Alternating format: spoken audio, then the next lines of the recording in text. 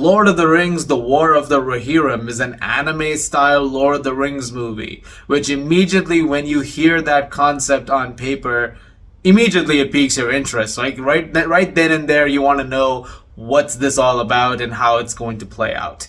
In this movie, we follow events taking place 183 years before the events of the Lord of the Rings trilogy, where we follow a character named Hera, played by Gaia Wise, who is the daughter of Helm Hammerhand, the King of Rohan, voiced by Brian Cox. And they have to deal with an invasion from Wolf, a wild man of Dunland, and he has come together with his army to take on Hammerhand. But as the situation is getting more and more tense, Hera has to come in and hopefully come out the other side of it victorious. Quick thing before I go on with the review is that I'm currently on holiday. This is one of the movies that's coming out that I got to check out, but unfortunately in this side of the world some things are delayed and running a little late, and so I apologize if some reviews are gonna be a little late in the process. I'll give you an idea. Things like Sonic the Hedgehog 3 and Nosferatu might take a little longer, and I do apologize for that. Going on with the review, however, I was very excited to see this movie because, like I said, the premise of it and the pitch for it sounds incredibly interesting. And when I heard that was going on with Kenji Kameyama, who has done work with Ghost in the Shell standalone complex quite a bit, as well as very recently Blade Runner Black Lotus, that was something that I was immediately gearing towards, and I thought, that could be super interesting. And right out the gate, the animation of this is dazzling. This is a gorgeous looking movie. A lot of it is incredibly stunning, and the battle sequences eventually when they get going are quite astonishing to see on the big screen. They've done an excellent job of bringing a lot of that to life, and the animation style is definitely to be commended. There is a lot of really great work here, and there's some really great voice work as well in the process, especially when it comes to our two main characters. I think Gaia Wise does a really good job as Hera. There's a lot of desperation in her character and a lot of, hope that is driving things, this idea of trying to figure out how to deal with the situation as the going is getting tougher and tougher and more desperate.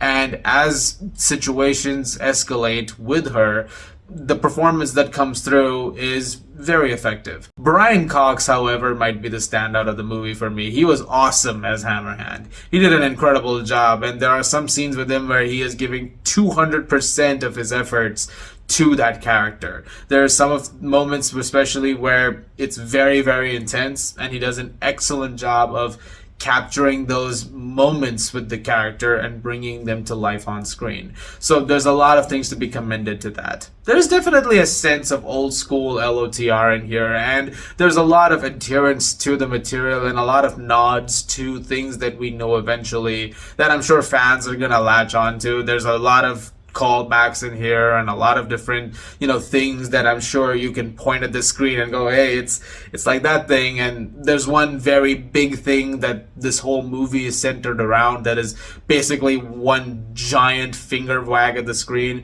which is all a lot of fun. I won't lie, there were a couple of times I did that, but not so much for the visual sense like what we were seeing, but in terms of like even music. Like the music over here is from Stephen Gallagher, who does a very good job with the score, but there are moments in here where he references the themes from Howard Shore in the original trilogy, and every now and then you'll hear that, and it's hard not to get excited when you hear a few of those motifs. Like I was watching it with my dad, and we were like, hey, it's like you'd recognize it instantly when they play. So that was a lot of fun too. I would say the first act of the movie is a little choppy. There's definitely a sense of momentum that I feel like it is trying to find for a little bit there, and eventually once it gets going, towards the second and third acts especially, like I was drawn into it a lot more. So there was a bit of a start going into it. But while I did enjoy everything that came into the latter half of the movie, and when it came to a lot of those battle sequences and some of the characterization and a very fun third act, The movie itself, I think, suffers a bit when it comes to its storytelling. Because even though, like I said, the concept of it is really cool and there are things going on that are incredibly fascinating, there's also a lot of issues when it comes to similarities. And there is something that the story is doing which I feel could have been a lot more unpredictable. As it stands, things play out in a very similar way than you've seen with some other Lord of the Rings entries. And so, as a result of that, there's also a lack of surprise when it comes to a few moments. Like, there's a couple of scenes where a dialogue will be said, a line of dialogue, or something will happen, and you go, oh, I feel like that's not going to go the way that you think it will, because sometimes characters will deliver it a certain way that you just know that's going to happen. Like, that's one of those film things that you just catch on to every now and then. Like, there's one point where a character was like, I still got one more in me, and it's the way that whole scene is built up and the music surrounding that. Immediately I remember looking over and saying, I don't think it's gonna work out. And then, that's kind of how that specific moment plays out. And so there are things like that I feel like you'll sometimes have those moments as the movie goes on. So I think that can definitely affect the experience a little bit. And yes, when it comes to the original stories, there is a thing that's going on that is very similar to a very big thing that happens in the trilogy as well. So there are some similarities over there. And so it's hard not to sort of, play it in your head and go, I've seen some of this before. So I wish it did a few more things interesting with the story and with some of expansions of characters especially, because past a few things, I feel like we could have learned a little bit more about some of the character motivations. Like with Wolf, yes, there's a very clear motivation and something that's driving him, but eventually that seems to be the only thing we really know about him. We get a brief little bit with some of his past, but I would have liked a little bit more just to flesh out his character a little bit more. And there's also points in the movie where I feel like they throw in things just to try and connect it to the rest of the franchise.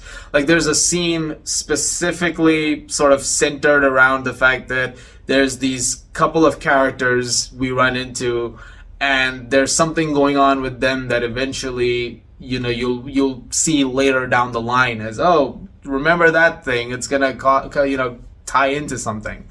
But it doesn't feel like those really add much detail to the overall movie in general. And so it feels like, it sort of sidesteps itself in the middle of the story itself being, a prequel side quest to things. But overall, despite those issues, quite a lot that I've mentioned, I can't say that I didn't enjoy watching War of the Rohirrim for a chunk of the runtime. While I did say it does take a while to get going and there are some clunky things along the way, by the end of the movie, I was fairly okay with it, and I had a decent time overall. I don't think it's near the level of the Lord of the Rings trilogy, not even close. Like, what Peter Jackson did in those movies is still pretty legendary. I even think the Hobbit movies are, to a degree a lot better than this, but I don't think this is a bad movie. Not at all. It's just not as strong as it could be. However, if there are more stories that they want to tell with this medium, if they want to do a few more things, I'm all for it. Give me those spin-offs and, prequels or whatever it is you want to do. I will happily show up and I will be excited to see what else could be done with this medium. I'm going to give The Lord of the Rings, The War of the Rohirrim a 7 out of 10. It's a perfectly fine and enjoyable time. It's just not as great as it could be. And that's something that is incredibly frustrating at the end of the day.